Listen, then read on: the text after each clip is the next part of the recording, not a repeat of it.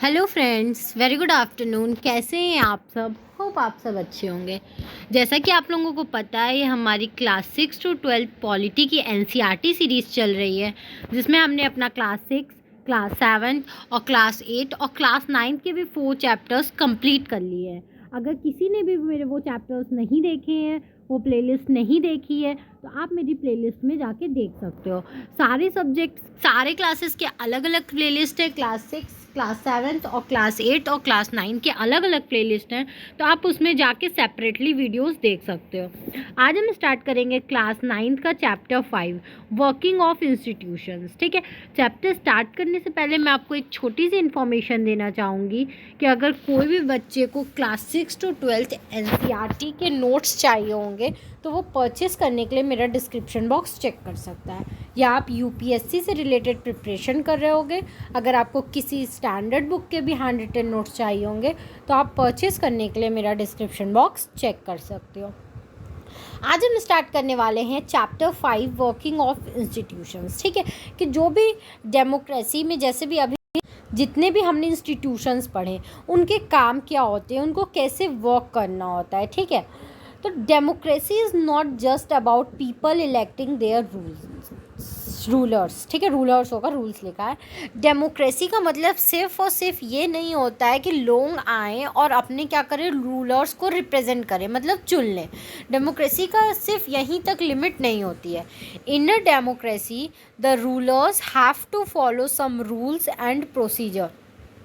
Democracy में क्या करना पड़ता है, जो रूलर्स हैं उनको कुछ रूल्स एंड प्रोसीजर्स जो होते हैं वो फॉलो करने पड़ते हैं। ठीक है, ऐसा नहीं है कि वो बिल्कुल फ्री होते हैं, उनका फिर जो, अगर वो चुन लिए गए हैं तो उनका फिर जो मन करे वो करें, नहीं। डेमोक्रेसी में जो रूलर्स या जो भी रिप्रेजेंटेटिव या जो भी लीडर्स चुन के आते हैं, ठीक है, उनको जो कुछ रूल्स एंड प्रोसीजर्स क्या करना पड़ता है, फॉलो करना पड़ता है। They have to work with and within institution. उनको जो काम करते हैं, उनको अपने इंस्टीट्यूशन के साथ भी काम करना पड़ता है, अपने इंस्टीट्यूशन के लिए भी काम करना पड़ता है। In this chapter is about the working of such institution in a democracy. इस चैप्टर में हम उन्हीं इंस्टीट्यूशंस के वर्किंग को पढ़ेंगे कि एक डेमोक्रेसी में रह के ये सारे इंस्टीट्यूशन किस तरीके से वर्क करते हैं। Three institutions play a key important role in major decision: legislature, executive and judiciary। 3 ऐसे इंस्टीट्यूशंस हैं जो कि हमारे डेमोक्रेसी में बहुत इम्पॉर्टेंट रोल प्ले करते हैं। वो 3 इंस्टीट्यूशन कौन कौन से हैं? पहला है हमारा लेजिस्लेचर, एग्जीक्यूटिव और जुडिशरी। ठीक है, legislature, executive and judiciary. How is a major policy decision taken. ठीक है, जो मेजर पॉलिसी, जो बड़ी बड़ी पॉलिसीज़ बनाई जाती हैं, उन सब के डिसीजंस कैसे लिए जाते हैं। ठीक है, तो फर्स्ट ऑफ ऑल तो जो गवर्नमेंट होती है वो क्या करती है, ऑर्डर देती है। ठीक है, द ऑर्डर देती है कि ठीक है, इस चीज़ पे रूल्स एंड रेगुलेशंस बनने चाहिए। फिर जो डिसीज़न मेकर्स होते हैं उनका रोल शुरू होता है। वो क्या करते हैं, वो आते हैं और मतलब उस बात पे डिसाइड करते हैं, सोचते हैं, फिर क्या करते हैं, उस चीज़ को बनाने की कोशिश करते हैं। उसके मेरिट्स, डीमेरिट्स, उसके पॉजिटिव्स, उसके निगेटिव्स, उसके क्रिटिसिज्म, सबको क्या करते हैं, अच्छे से एनालाइज करते हैं। देन वो लोग डिसाइड करते हैं कि क्या करना है। President is the head of the state and is the highest formal authority in the country. जो हमारे प्रेसिडेंट होते हैं वो, ठीक है, वो हमारे स्टेट के क्या होते हैं, हेड होते हैं। और जो फॉर्मल अथॉरिटी, जिसको हम लोग बोलते हैं पीएम, प्रेसिडेंट, ये सब, वो सबसे हाईएस्ट अथॉरिटी उनकी होती है। ठीक है, फॉर्मल अथॉरिटी। फॉर्मल हम लोग किसको बोलते हैं, फॉर्मल अथॉरिटी, जैसे कि आप लोग अगर स्कूल में फॉर्मल देखते हो तो टीचर, कोऑर्डिनेटर, ये लोगों को देखते हो। तो हमारे जो स्टेट की फॉर्मल अथॉरिटी है, उन सब में क्या है, उन सब में हाईएस्ट फॉर्मल अथॉरिटी कौन है, हमारा प्रेसिडेंट है। ठीक है, हमारे प्रेसिडेंट है। कंट्री के जो फॉर्मल अथॉरिटी, फॉर्मल हेड है, वो हमारे प्रेसिडेंट होते हैं। Prime minister is the head of the government and actually exercise all government power. ठीक है, जो हमारे प्राइम मिनिस्टर हैं वो एक्चुअली में हमारे गवर्नमेंट के, हमारे पूरे गवर्नमेंट के हेड कौन है? वो हमारे प्राइम मिनिस्टर हैं। और वो एक्चुअली में जितनी भी गवर्नमेंट पावर्स होती है उनको हमारे प्रेसिडेंट तो उतने अच्छे से यूज़ नहीं कर पाते हैं, लेकिन एक्चुअली में अगर रियलिटी में कोई हमारे गवर्नमेंट पावर्स को अच्छे से यूज़ करता है, जिसके पास पूरी अथॉरिटी होती है उसको यूज़ करने की, तो वो हमारे क्या होते हैं? प्राइम मिनिस्टर होते हैं। वही एक्चुअली में जितने भी पावर्स होते हैं उनको क्या करते हैं? यूज़ करते हैं। PM takes most of the decision in the cabinet meeting. PM जो हमारे प्राइम मिनिस्टर होते हैं, ज़्यादा से ज़्यादा सारे डिसीजन करीबन कैबिनेट मीटिंग्स में वही क्या करते हैं। Parliament consist of the president and 2 houses, Lok Sabha and Rajya Sabha. Parliamentary, जैसे हमने देखा था पार्लियामेंट्री फॉर्म ऑफ गवर्नमेंट है, तो उसमें 3 लोग मेन इम्पॉर्टेंट, मतलब 3 हाउसेस बहुत इम्पॉर्टेंट रोल प्ले करते हैं। वो पार्लियामेंट बन के मतलब मिल के बनता ही इन तीनों चीज़ से, ठीक है। पहले हमारे होते हैं प्रेसिडेंट, दूसरा होता है हमारा लोकसभा, तीसरा होता है हमारा राज्यसभा। जब ये 3 चीज़ मिलते हैं तो हम क्या बोलते हैं? पार्लियामेंट बोलते हैं, ठीक है। पार्लियामेंट में हमारे ये 3 हाउसेस क्या होते हैं? इंक्लूड होते हैं, president, Lok Sabha and Rajya Sabha. The PM must have the support of A majority of Lok Sabha member.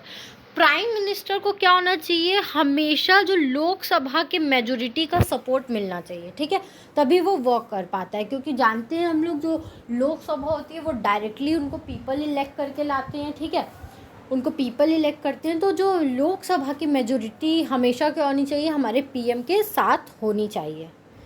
अब हम आते हैं पॉलिटिकल इंस्टीट्यूशंस पे। जो भी पॉलिटिकल इंस्टीट्यूशन होते हैं वो कैसे वर्क करते हैं। A government has to perform various duties, formulate policies and implement them. Government के पास क्या होती है? बहुत सारे काम होते हैं, बहुत सारे अलग अलग काम होते हैं। उनको क्या करना पड़ता है? जो पॉलिसीज़ वो लोग बनाते हैं, उनको सिर्फ ये नहीं होता कि उन्होंने पॉलिसीज़ बना दी, एक पेपर पे लिख दी, नहीं, उनको उस पॉलिसीज़ को अच्छे से फॉर्मुलेट करना पड़ता है, ठीक है। उनके निगेटिव, उसके पॉजिटिव, क्रिटिसिज्म, हर कुछ को अच्छे से देख के उस पॉलिसी को बनाना पड़ता है। और बनाने के बाद भी उस पॉलिसी को इम्प्लीमेंट करना बहुत ज़रूरी है। इम्प्लीमेंट के साथ साथ उस पॉलिसी को अच्छे से इम्प्लीमेंट करना ज़रूरी है कि एक्चुअली में वो पॉलिसी जिस ग्रुप के लिए बनी हो, जिस शहर के लिए बनी हो, उस शहर, उस लोगों तक वो पॉलिसी अच्छे से क्या हो? इम्प्लीमेंट हो, उन लोगों के इसके बारे में ज़्यादा से ज़्यादा नॉलेज हो और लोग इस पॉलिसी का क्या करें? मिसयूज़ ना करें। उसको ये सब चीज़ें देखना बहुत ज़रूरी होता है। The constitution of a country lays down basic rules on powers and functions of each institution. जो हमारा कॉन्स्टिट्यूशन है वो हर पावर, मतलब हर इंस्टीट्यूशंस के फंक्शंस पे या उनके पावर्स पे क्या करता है? एक रूल्स एंड रेगुलेशन सेट करके रखा है, ठीक है। ऐसा नहीं है कि हमारी जितनी भी इंस्टीट्यूशन है वो बिल्कुल ही फ्री हैं, ऐसा नहीं है। उनके जितने भी पावर्स हैं, उनके जितने भी फंक्शंस हैं, जो भी इंस्टीट्यूशंस हैं, ठीक है, उन सब पे एक बेसिक रूल क्या होता है? फॉलो होता है। उनको उस रूल्स के अकॉर्डिंग ही क्या करना पड़ता है? वर्क करना पड़ता है। Parliament, why do we need a parliament? जैसे कि हमने एक चैप्टर भी पढ़ा था, why do we need a parliament. तो अब यहाँ पे यही पूछ रहा है कि हमें पार्लियामेंट की ज़रूरत क्यों है? Why do we need a parliament? Parliament is a final authority for making laws in any country, ठीक है। जैसा कि हम लोग जानते हैं, कोई भी कंट्री के लिए फाइनल अथॉरिटी, जो कोई भी अगर लॉ बनता है किसी भी कंट्री का, तो उसकी फाइनल अथॉरिटी किसके पास होती है? उसकी फाइनल अथॉरिटी हमारे पार्लियामेंट के पास ही होती है कि कोई भी लॉ वही बनाता है, ठीक है। सबसे इम्पॉर्टेंट रोल प्ले करता है लॉ मेकिंग में हमारा parliament. This task of lawmaking or legislation is so crucial that these assemblies are called legislatures, ठीक है। ये जो लॉ मेकिंग का टास्क होता है ये एक लेजिस्लेशन में बहुत ज़्यादा ज़रूरी चीज़ होता है, ठीक है। कोई भी असेंबली में, कोई भी लेजिस्लेशन में अगर आप लॉ ही अच्छे से नहीं बन रहा है, या आप कोई भी कंट्री में देखोगे लॉ बनाना ही एक बहुत इम्पॉर्टेंट रोल होता है। इसीलिए हम इस असेंबलीज़ को क्या बोलते हैं, लेजिस्लेचर बोलते हैं, ठीक है। Legislature is a very important role in our company, ठीक है। लेजिस्लेशन का हमारे कंट्री में एक बहुत इम्पॉर्टेंट रोल होता है। क्यों? क्योंकि ये जो अथॉरिटी होती है वो हमारे कंट्रीज़ के लिए लॉज बनाती है, ठीक है। क्या लॉ सही है, क्या गलत है, पुराने लॉ को सही करना, उनको एक्सचेंज करना, उनके में चेंजेस लाना, सारा वर्क हमारी पार्लियामेंट का ही होता है। इसीलिए हम लोग इस असेंबली को लेजिस्लेचर कहते हैं। Parliaments all over the world, parliament क्या होते हैं, ऑल ओवर द वर्ल्ड में पार्लियामेंट होते हैं, ठीक है। कैन मेक न्यू लॉज, और हर जगह पार्लियामेंट का वर्क ये होता है कि वो हमारे लिए क्या करते हैं, नए कानून, नए नियम क्या करते हैं, बनाते हैं, लेकर आते हैं। चेंज एग्जिस्टिंग लॉ, ये हमारे लिए नए लॉ तो बनाते ही बनाते हैं, और साथ साथ जो लॉज चल रहे हैं, ठीक है, अगर उनके में कोई गलती है या लॉज पुराने हो गए हैं, उनका मिसयूज़ हो रहा है, उसको गलत तरीके से यूज़ किया जा रहा है, तो उस लॉज में चेंजेस लाते हैं, या उन लॉज को भी वो क्या करते हैं, बदलते हैं। Abolish existing laws, make new ones in their place, जो पुराने लॉज चले आ रहे हैं, बहुत ट्रेडिशनली हो गए, बहुत ट्रेडिशनल वे में उसका यूज़ हो रहा है, बहुत मतलब ओल्ड लॉज हो गए हैं जो कि आज के ज़माने के लिए सही नहीं है, तो उन लॉज को वो क्या करते हैं, बदलते हैं, हटाते हैं, और उन लॉज की जगह एक नया लॉ हमारे लिए लेके आते हैं। Parliaments all over the world exercise some control over those who run the government, ठीक है। पार्लियामेंट के पास ऑल ओवर द वर्ल्ड क्या होता है, कंट्रोल होता है, और वो क्या करते हैं, जो गवर्नमेंट रन होती है उन पे भी क्या होता है, उनका कंट्रोल होता है। In some countries like India this control this direct and full, ठीक है। जैसे कुछ कंट्रीज़ में ये कंट्रोल क्या होता है, डायरेक्ट होता है और पूरा कंट्रोल होता है। जैसे कि हमारे देश इंडिया में क्या होता है, इनको ये कंट्रोल डायरेक्टली दिया जाता है और पूरा कंट्रोल इन्हीं का होता है, ठीक है। इनके में कोई भी इंटरफेरेंस नहीं होता है, मतलब ये पूरी तरीके से क्या करते हैं, गवर्नमेंट या ऑल ओवर वर्ल्ड के मामले में जो भी मुद्दे चल रहे हैं, ये जाके डायरेक्टली क्या करते हैं, उसमें पार्ट ले सकते हैं। Those who run the government can make decision only so long as they enjoy support of the parliament, ठीक है। जो भी गवर्नमेंट रन करा रहा है, ठीक है, वो तब तक ही अपने डिसीज़न ले सकता है या उन पावर्स को इंजॉय कर सकता है जब तक उसके पास क्या है, पार्लियामेंट का सपोर्ट है, ठीक है। अगर पार्लियामेंट का सपोर्ट हटा तो यानी वो पूरी तरीके से वर्क ही नहीं कर सकता, ठीक है, उसको वो सपोर्ट हट जाता है। अगर पार्लियामेंट टू गवर्नमेंट को अथॉरिटी देती है कि आप वर्क करो, तब तक वो वर्क कर सकता है, डिसीज़न ले सकता है। अदरवाइज़ अगर पार्लियामेंट ने बोला कि नहीं, आपकी अथॉरिटी नहीं है, तो वो क्या करता है, अब वो वर्क उसके बाद नहीं कर सकता है। Parliaments control all the money that government have, ठीक है। पार्लियामेंट उन सारे मनी को कंट्रोल करता है जो कि गवर्नमेंट्स को दिए जाते हैं, ठीक है। अलग अलग गवर्नमेंट्स को अलग अलग अमाउंट के मनी दिए जाते हैं ताकि आप वो क्या कर सके, स्टेट को रन करा सके अच्छे से। तो उन सारे मनी पे किसका कंट्रोल होता है, उन सारे मनी पे हमारी पार्लियामेंट का कंट्रोल होता है। In most countries any the public money can be spend only when the parliament sanction है, ठीक है। बहुत सारे कंट्रीज़ में तो ऐसा है कि आप पब्लिक मनी तभी यूज़ कर सकते हो जब क्या करे, पार्लियामेंट उसकी ऑर्डर्स दे, उसको सैंक्शन करे, उसको मतलब पास करे, ठीक है। आप तभी क्या कर सकते हो, पब्लिक मनी, जैसे कि जो भी रोड कंस्ट्रक्शंस, मंदिर मस्जिद बनाने के लिए जो भी फंड्स आते हैं, पैसे आते हैं, तो आप उन पैसों को तभी यूज़ कर सकते हो जब वो पार्लियामेंट क्या करे, उस बात पे अप्रूवल दे, सैंक्शंस दे, ठीक है। Parliament is the highest forum of discussion and debate on public issues and national policy in any country, ठीक है। पार्लियामेंट वो सबसे बड़ा फोरम है, मतलब वो सबसे बड़ा डिस्कशन प्लेटफॉर्म है जहाँ पे सारे डिबेट्स होते हैं, सारे पब्लिक इशू को क्या किया जाता है, सारे पब्लिक इशू के जो भी मुद्दे होते हैं उनको डिसाइड किया जाता है, उन पर डिबेट होता है। और जो भी नेशनल पॉलिसीज़ होती हैं, कोई भी कंट्री के जो नेशनल पॉलिसीज़ बनाई जाती है, वो सब क्या होती हैं, हमारे पार्लियामेंट में ही डिसाइड होती हैं। अब हम देखते हैं to houses of parliament. Parliament के दो हाउस होते हैं, ठीक है, जैसा कि आप सबको पता है।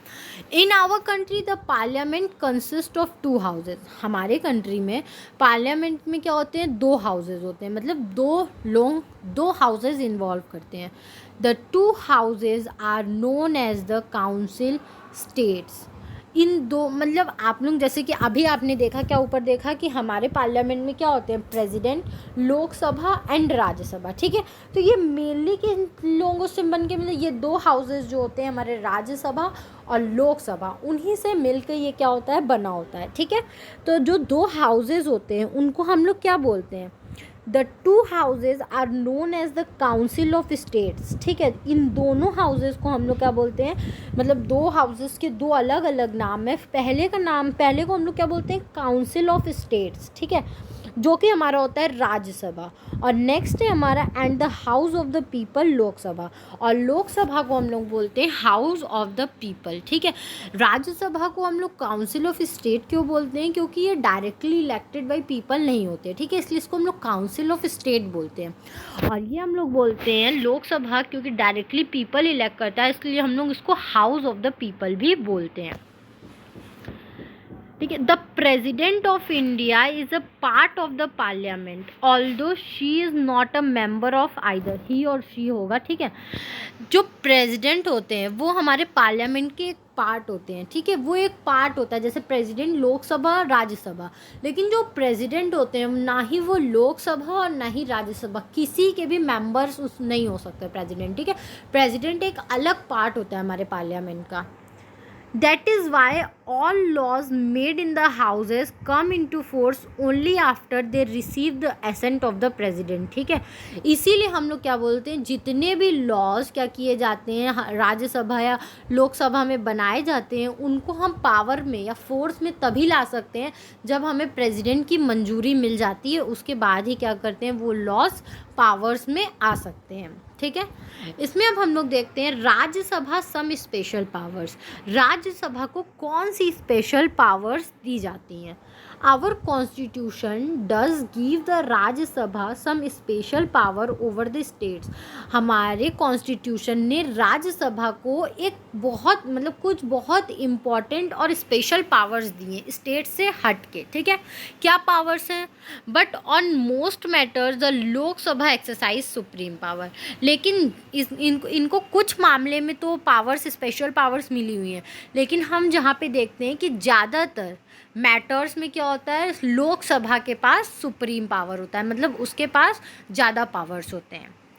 Any ordinary law need to be passed by the both houses. जैसे हम लोग देखते हैं कोई भी ऑर्डिनरी लॉ है, ठीक है, मतलब कोई भी जो ऑर्डिनरी लॉ मतलब जो जनता के हित के लिए, वैसे लॉज अगर कोई भी हैं तो वो पास कब होते हैं, वो पास होते हैं जब दोनों हाउसेस के एसेंट मिल जाते हैं तब, ठीक है।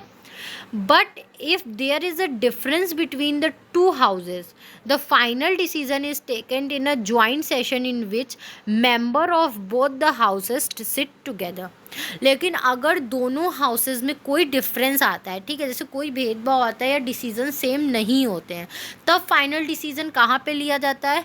फाइनल डिसीजन एक जॉइंट सेशन होता है जिसमें दोनों हाउसेज बैठते हैं साथ में, दोनों हाउसेज के मेंबर्स बैठते हैं, तब वहाँ पे क्या किया जाता है, फाइनल डिसीजन लिया जाता है। Because of the large number of members, the view of the लोक सभा is likely to prevail in such a meeting, ठीक है। जैसा कि हम लोग जानते हैं लोकसभा में ज़्यादा मेंबर्स होते हैं, तो इस वजह से क्या होते हैं कि अक्सर जो डिसीज़न होता है वो लोकसभा के पक्ष, मतलब लोकसभा जो बोलती है वही होता है, क्योंकि ज़्यादा जब एसेंट्स लोकसभा की तरफ से आएंगे, ज़्यादा वोट्स लोकसभा की तरफ से आएंगे, क्योंकि वहाँ पे नंबरिंग ज़्यादा है, दैट्स वाई क्या होता है लोकसभा के पास ज़्यादा सुप्रीम पावर होती है बहुत सारे मैटर्स में, ठीक है। Lok Sabha exercise more power in money matters. Lok Sabha के पास मनी मैटर्स, अगर मनी से रिलेटेड कोई भी मैटर आता है तो लोकसभा के पास क्या होता है, ज़्यादा पावर्स होती है। Once the Lok Sabha passes the budget of the government और any other money related law, the Rajya Sabha can not reject it, ठीक है। अगर एक बार लोकसभा ने कोई बजट पास कर दिया या कोई भी गवर्नमेंट से रिलेटेड, कोई भी मनी से रिलेटेड क्या किया, उसने बिल पास किया, समझ में आ रहा है? लोकसभा ने क्या किया, अगर कोई बजट पास किया है या कोई भी गवर्नमेंट से रिलेटेड या मनी से रिलेटेड बिल पास किया है, तो राज्यसभा क्या कर सकता है, उसको डायरेक्टली रिजेक्ट नहीं कर सकता कि नहीं ये बात नहीं मानी जाएगी, ऐसा नहीं किया जाएगा, ठीक है। राज्यसभा के पास डायरेक्टली रिजेक्शन का ये अथॉरिटी नहीं होती है। मेनली बजट में, मनी मैटर्स में या गवर्नमेंट के मैटर्स में अगर कोई बिल पास हो रहा है तब तो बिल्कुल भी उसके पास ये अथॉरिटी नहीं होती है कि वो डायरेक्टली क्या कर सके, किसी भी बिल को रिजेक्ट कर सके, ठीक है। नेक्स्ट है हमारा, the Rajya Sabha can only delay it by 14 days और suggest changes in it. Rajya Sabha सिर्फ क्या कर सकता है, राज्यसभा सिर्फ और सिर्फ उसको 14 दिन तक डिले कर सकता है, टाल सकता है, या तो अगर उसके पास कोई सजेशंस है कि आप इसमें ये चेंजेस कर दीजिए तो वो सजेशन रख सकता है, ठीक है। उसके पास रिजेक्ट करने का कोई भी ऑप्शन नहीं होता कि वो क्या करे, आए और डायरेक्टली बिल को क्या कर दे, रिजेक्ट कर दे, उसके पास ये ऑप्शन नहीं होता। वो क्या कर सकता है, ध्यान रखिएगा, वो ज़्यादा से ज़्यादा, एक मिनट मैं पेन ले लेती हूँ, वो ज़्यादा से ज़्यादा क्या कर सकता है, 14 दिन तक, 14 डेज तक वो क्या कर सकता है, या तो बिल को डिले कर सकता है कि वो अपना कोई भी जवाब ना दे उस बिल पे, ठीक है। डिले का मतलब ये होता है कि वो अपना कोई भी जवाब ना दे, या तो अगर उसके पास कोई भी चेंजेस के सजेशन है कि आप इस बिल में क्या करिए, ये चेंजेस कर दीजिए, सिर्फ और सिर्फ सजेशन, वो भी क्या करता है, वो डायरेक्टली बोल नहीं सकता ये चेंजेस। अगर उसके पास कोई सजेशन है कि हाँ ये चीज़ें मुझे गलत लग रही हैं, अगर आप सही करना चाहें तो मुझे ये सजेशन मैं आपको देना चाहता हूँ, तो वो क्या कर सकता है, वो सजेशन रख दे सकता है। 14 डेज डिले कर सकता है, या तो नेक्स्ट वो क्या कर सकता है, उसके लिए सजेशन दे सकता है, ठीक है। लोकसभा में और may not accept these changes. अब लोकसभा के पास ये पावर होती है कि उसको अगर ये चेंजेस करने हैं तो करे, नहीं करने हैं तो ना करे, उसके पे कोई भी बाउंडेशन नहीं होता है कि वो क्या करे, इस चेंजेस को माने या ना ही माने, ठीक है। Most importantly the Lok Sabha controls the council of ministers. ज़्यादा ज़रूरी क्या होता है, ज़्यादा मतलब इसमें इम्पॉर्टेंट बात क्या है कि ज़्यादातर मैटर्स में जो लोकसभा होती है वही काउंसिल्स ऑफ मिनिस्टर्स को, मतलब सीएम्स को क्या करती है, कंट्रोल करती है, ठीक है। Only a person who enjoys the support of the majority of the member in the Lok Sabha is appointed the Prime Minister, ठीक है। लोकसभा ही हम लोग जानते हैं, जो हमारे लोकसभा होती है वही क्या करती है, प्राइम मिनिस्टर चुनती है। तो क्या करता है, जिस पर्सन को लोकसभा ज़्यादा वोट करती है, जिस पर्सन को मेजोरिटी ऑफ द वोट्स मिलते हैं, वही उन्हीं को क्या किया जाता है, प्राइम मिनिस्टर अपॉइंट किया जाता है, ठीक है। If the majority of the Lok Sabha members says they have no confidence in the Council of Ministers, all ministers including the Prime Minister have to quit, ठीक है। अगर मेजोरिटी ये बोलती है लोकसभा की उनका कोई भी कॉन्फिडेंस नहीं है काउंसिल ऑफ मिनिस्टर पे, ठीक है, नो कॉन्फिडेंस मोशन आपने सुना होगा, या आप अभी और 11th-12th में एक्सटेंसिवली पढ़ोगे तब समझ में आ जाएगा।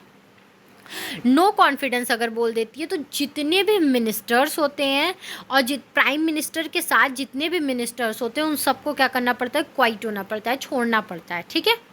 The Rajya Sabha does not have this power, और राज्यसभा के पास ये पावर नहीं होती है कि वो उसमें क्या करे, आके इंटरफेयर करे, ठीक है।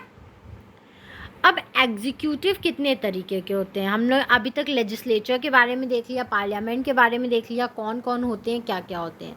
एग्जीक्यूटिव में देखो 2 तरीके के एग्जीक्यूटिव होते हैं, एक पॉलिटिकल एग्जीक्यूटिव होते हैं और एक परमानेंट एग्जीक्यूटिव होते हैं। पॉलिटिकल एग्जीक्यूटिव कौन होते हैं, जो कि इलेक्शन हेल्ड करके आते हैं, अपने लिए मतलब लड़ते हैं, फिर जीतते हैं। परमानेंट एग्जीक्यूटिव कौन होते हैं, जो कि एग्ज़ाम्स क्वालिफाइड करके आते हैं, ठीक है, वो सिविल सर्विसेज, आईएएस, आईपीएस के एग्ज़ाम्स देते हैं, और वो लोग क्या होते हैं, परमानेंट एग्जीक्यूटिव होते हैं। पॉलिटिकल एग्जीक्यूटिव हर 5 साल के बाद बदले जा सकते हैं, लेकिन परमानेंट एग्जीक्यूटिव का जब तक मन करे वो लोग तब तक क्या कर सकते हैं, पावर में रह सकते हैं और वर्क कर सकते हैं, ठीक है। In a democratic country true categories make up the executive, ठीक है। हमारी डेमोक्रेटिक कंट्री में 2 एग्जीक्यूटिव के लिए 2 कैटेगरी डिसाइड की गई है, कौन कौन सी, one that is elected by the people for a specific period, ठीक है, is called the political executive. First तो उस टाइप के एग्जीक्यूटिव होते हैं जिनको क्या करती है हमारी आम जनता चुन कर लाती है, ठीक है। वो लोग इलेक्शन हेल्ड करते हैं और जिनको हमारी आम जनता क्या है इलेक्ट करती है, चुनती है एक स्पेसिफिक पीरियड के लिए। जैसे हर 5 साल पे इलेक्शन होता है तो उनको क्या किया जाता है 5 साल के लिए चुना जाता है, ठीक है। उस टाइप के एग्जीक्यूटिव को हम लोग पॉलिटिकल एग्जीक्यूटिव बोलते हैं, ठीक है। जैसे कि आप लोग देखते होंगे नॉर्मल चुनाव जो होता है, इलेक्शन होता है, उसमें क्या करते हैं हम लोग अपने रिप्रेजेंटेटिव को चुनते हैं और हमें ये पता होता है कि 5 साल बाद ये इलेक्शन फिर होगा, ठीक है। तो आप क्या कर रहे हो उन रिप्रेजेंटेटिव को सिर्फ 5 साल के लिए चुन रहे हो।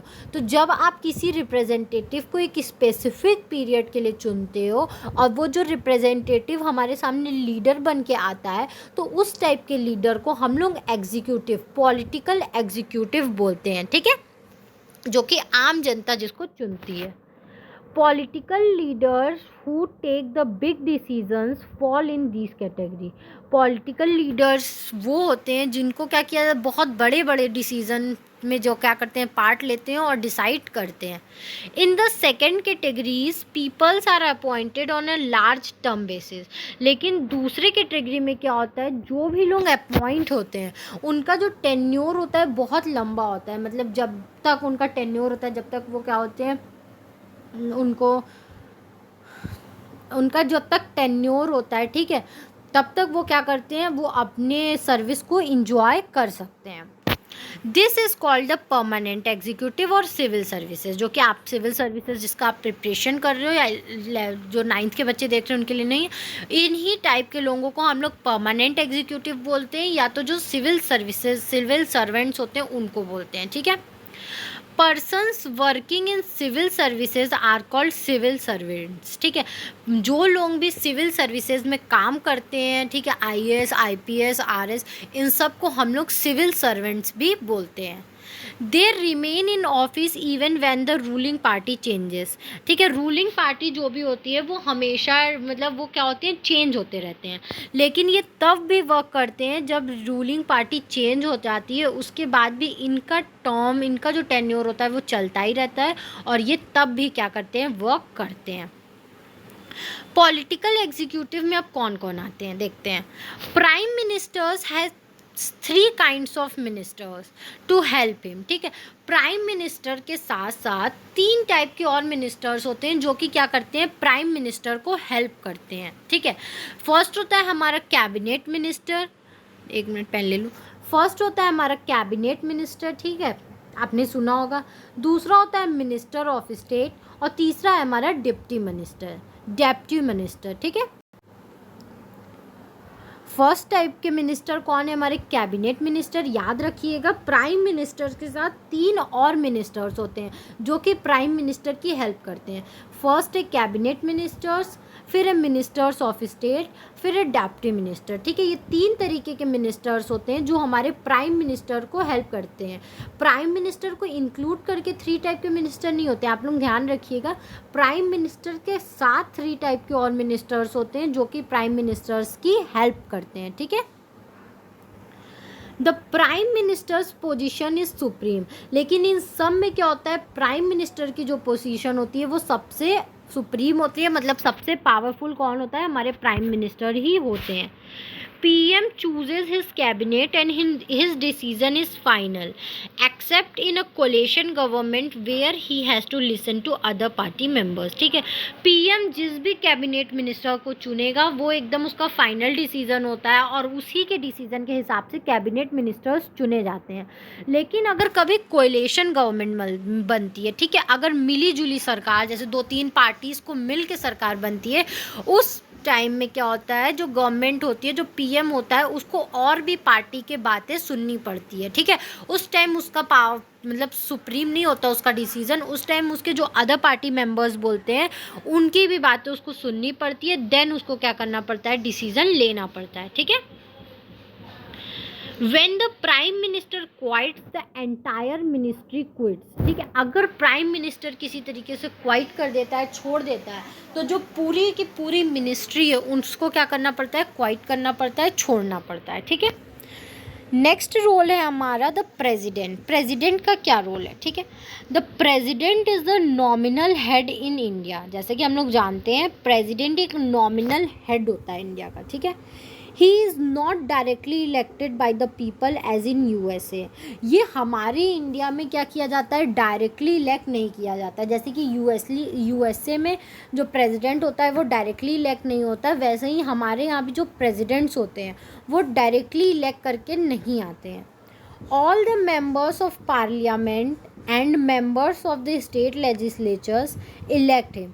जितने भी पार्लियामेंट के मेंबर्स होते हैं या जितने भी स्टेट लेजिस्लेचर के मेंबर्स होते हैं वो लोग क्या करते हैं, हमारे प्रेसिडेंट को इलेक्ट करते हैं, ठीक है। Since he is elected indirectly, he does not have the same powers as the prime minister। ठीक है, क्योंकि ये इनडायरेक्टली इलेक्ट होता है, ठीक है, डायरेक्टली तो इलेक्ट नहीं होता, इसीलिए इसके पास प्राइम मिनिस्टर्स जैसी पावर्स नहीं होती हैं, सेम पावर्स नहीं होती हैं, ठीक है। The president exercise all his legislative, executive, financial, judicial, military power only on the advice of the prime minister and his council of minister. जो प्रेसिडेंट होता है वो अपने सारे पावर्स को यूज़ कर सकता है, ठीक है, एक्सरसाइज करता है। लेजिस्लेटिव पावर हो, चाहे एग्जीक्यूटिव पावर हो, चाहे वो क्या हो, फाइनेंशियल पावर हो, जुडिशियल पावर हो, मिलिट्री पावर हो, उन सबको तभी यूज़ कर सकता है, एक्सरसाइज कर सकता है सिर्फ और सिर्फ प्राइम मिनिस्टर या तो जो उसके काउंसिल ऑफ मिनिस्टर हैं उनकी एडवाइस पे ही क्या करता है, वो इन सब पावर्स को यूज़ कर सकता है। The president can only delay a bill. और प्रेजिडेंट के पास एक और भी पावर होती है, ये क्या कर सकता है, सिर्फ और सिर्फ बिल को डिले कर सकता है, रिजेक्ट नहीं कर सकता, ठीक है। और इसका सबसे बड़ी बात ये होती है कि इसको कोई भी टाइम लिमिट नहीं होता है कि ये कब तक बिल डिले कर सकता है, ये जब तक चाहे तब तक बिल को क्या कर सकता है, डिले कर सकता है। If the parliament passes it again he has to sign it. वो डिले तो कर दिया, लेकिन अगर पार्लियामेंट क्या करती है, उसको फिर से पास करती है।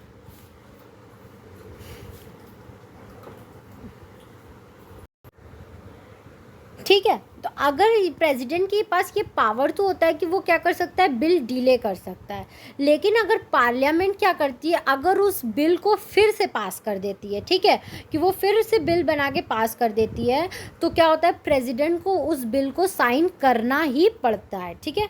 President has the power to appoint the leaders when there is a coalition on his own discretion। ठीक है, प्रेसिडेंट के पास एक और पावर होती है कि वो क्या कर सकता है, अपना लीडर चुन सकता है। कब चुन सकता है, जब कोलिशन गवर्नमेंट चल रही हो और उसकी ओन डिस्क्रिशन हो, ठीक है, तो उस केस में वो क्या कर सकता है, अपने लीडर को भी चुन सकता है।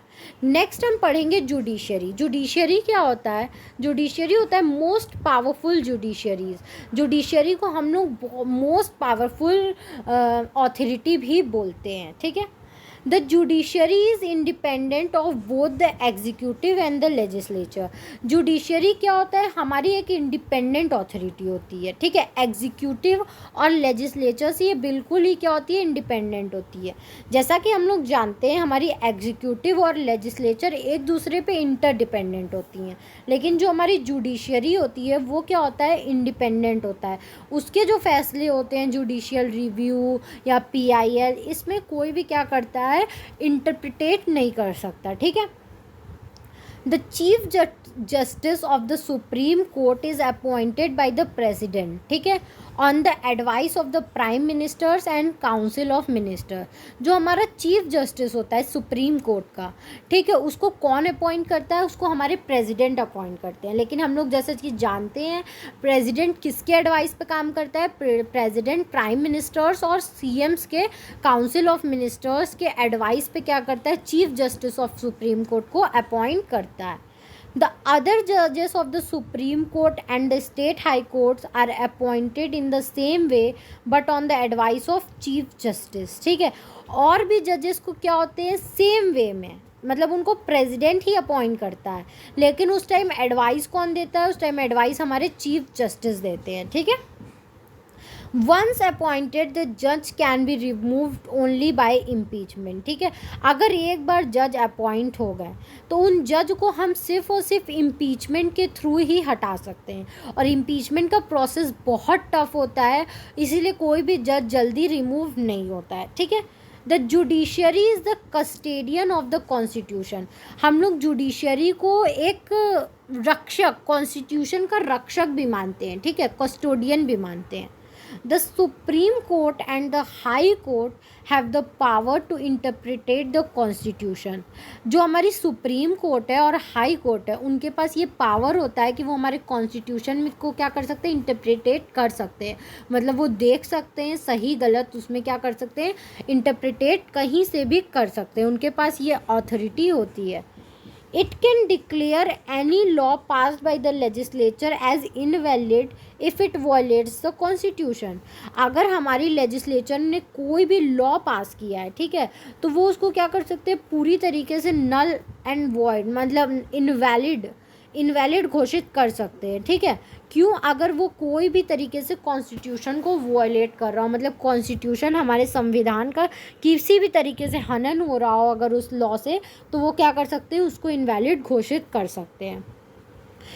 It safeguards the fundamental rights of the people of India and checks malpractices and misuse of powers by the executive or the legislature and has more members, ठीक है। ये क्या करता है, हमारे फंडामेंटल राइट को क्या करता है, सेफगार्ड करता है, मतलब प्रोटेक्ट करता है, और हमारे जो लोग हैं, इंडिया के लोगों के फंडामेंटल राइट को प्रोटेक्ट करता है। और जो भी जैसे एग्जीक्यूटिव या लेजिस्लेचर के थ्रू कोई भी गलत काम होता है, ठीक है, मिसयूज़ किया जाता है पावर्स का, माल प्रैक्टिसेस की जाती है, तो उनको ये चेक करता है और क्या करता है, उसको सही करने की कोशिश करता है, ठीक है। तो ये चैप्टर हमारा यहीं तक था। आई होप आपको ये चैप्टर समझ में आया हो। अगर फिर भी कहीं भी कोई भी दिक्कत हो तो आप मुझे कमेंट सेक्शन में कमेंट करके पूछ सकते हैं। Thank you very much for watching my video and please please please like, subscribe and share my channel. मैं आपको एक छोटी सी इन्फॉर्मेशन देना चाहूँगी कि अगर किसी भी बच्चे को क्लास 6 to 12 NCERT के नोट्स परचेस करने हो तो वो क्या कर सकता है, परचेस करने के लिए मेरा डिस्क्रिप्शन बॉक्स चेक कर सकता है। या आप UPSC से रिलेटेड प्रिपरेशन कर रहे हो, अगर आपको किसी भी स्टैंडर्ड बुक्स के हैंड रिटन नोट्स परचेस करने हो तो भी आप क्या कर सकते हो, मेरा डिस्क्रिप्शन बॉक्स चेक कर सकते हो। Thank you very much. Please like, subscribe and share my channel and support us.